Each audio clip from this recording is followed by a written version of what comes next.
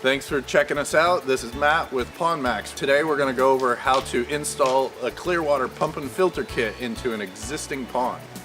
As you can see, this pond is in need of some help. It needs to get the water cleared up because it's unsightly and it's stressing out the fish.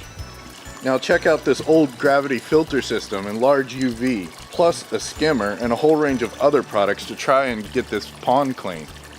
All right, I'm excited. Let's get this thing going. Let's do it, Matt. Let's get this thing installed. This is Anthony at Koi Enterprise. He's here in West Sacramento with his crew. Him and Bo are gonna put this pond together, this pond kit, and we're gonna do this. You do it a lot, right? We do a couple dozen a week, so let's get this one done and get it going. Awesome, good stuff. Thank you, Matt. Now check out this pump. It still works, and we're gonna replace that with a PondMAX pump, a cage design that doesn't get clogged like this.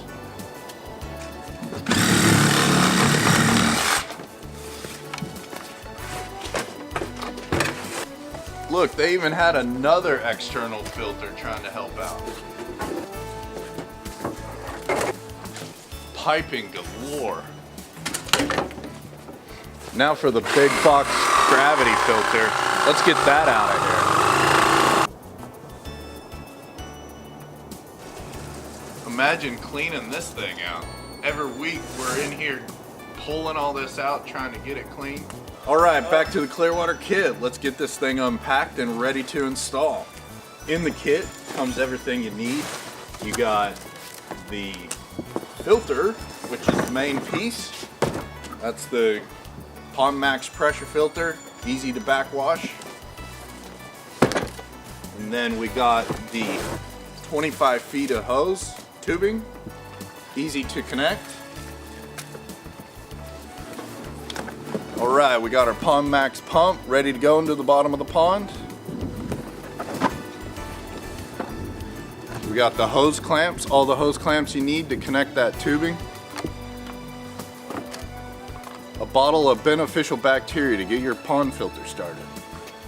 And a set of instructions. All right, now to install this pump, we're gonna start with getting our plumbing fitting here, the step fitting, and we're gonna cut that off to match our hose size. Now the hose size in this kit's 1.5 inches, so we're gonna cut that, all these lower steps off so that we're left with just the 1.5 inches. Now we'll go ahead and connect the pipe work by getting our hose clamp out first and getting that onto the pipe.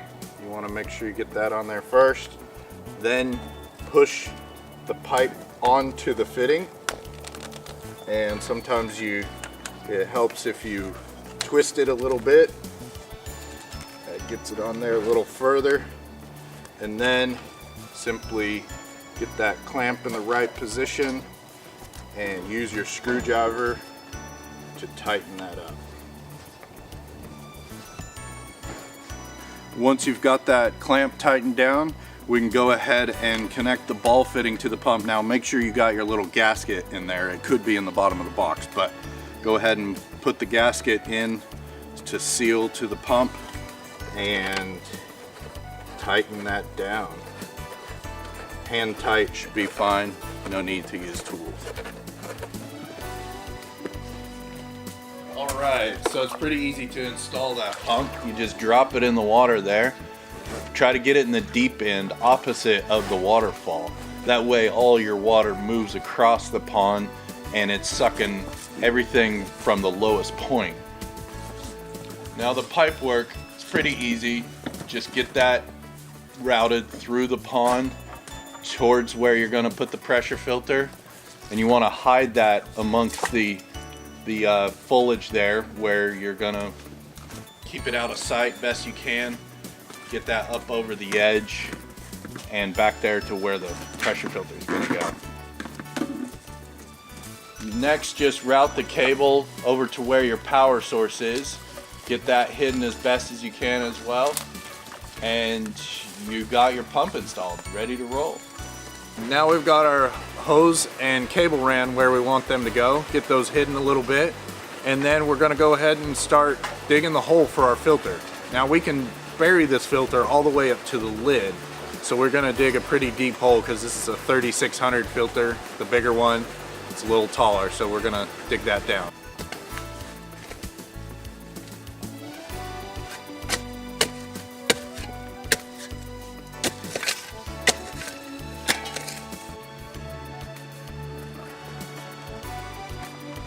Now that it's in, we'll go ahead and backfill, and we'll backfill to this point here, leaving the clamp exposed for maintenance. All right, now that we got our filter in place, we're gonna go ahead and cut the pipe to length, and we'll get that just the right length to connect here to the filter inlet. Now the filter inlet is gonna be the one with the little pump sign, and then the filter outlet is gonna be the one with the little fish sign. Now we'll set the extra hose aside. We'll use that on the outlet a little later on, going over back to the waterfall. Get our fittings bag here, and in the fittings bag there's multiple fittings to be able to set it up with different types of plumbing.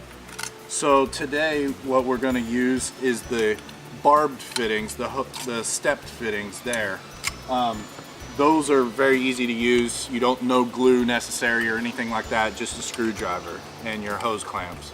So what we're gonna use on the inlet side is one of the standard black hose tail fittings. And again, we're gonna trim that to the right hose size. So that's gonna be the largest one because we're using the 1.5 inch. Now with that trimmed, we can go ahead and get the burrs off. So you want to make sure you got your gasket that goes inside the little fitting here, and what we're going to do is push that onto the pipe work. Next we'll thread the ring on so the fitting is good and tight. You just hand tight is good. And we'll get our screwdriver and get our clamp in place so it tightens down. Get our screwdriver, tighten that. Now for the return pipe, we're going to use this clear fitting, and what we're going to do is go ahead and repeat the process using the remaining pipe, and we're going to put the hose clamp on first and put your fitting in. Put your hose clamp into position and tighten that up.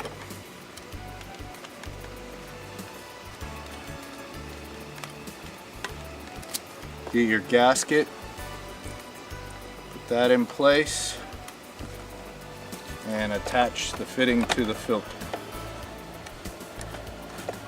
So before we move on, we want to make sure we get this backwash handle installed on our filter. Just simply slip that over the backwash paddle shaft, and then get our backwash valve, additional valve here to the side.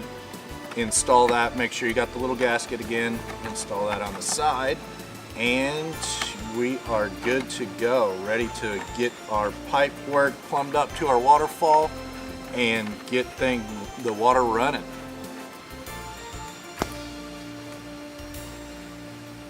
We'll cut our pipe where we need it, leaving a little extra for our backwash outlet, and then put the pipe in a good spot where it's going to work well with the waterfall.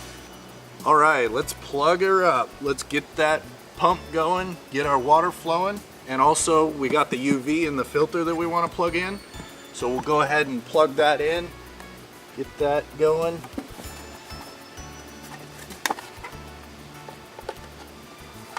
And you can check here, your indicator light should glow blue. You can cup it a little bit just to make sure if it's bright sunlight.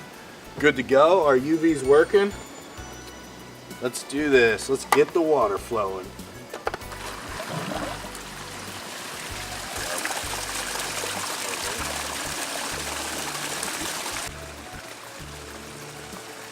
Using the remaining portion of your hose that's left after you've connected your waterfall, you want to use that to connect that to your backwash valve.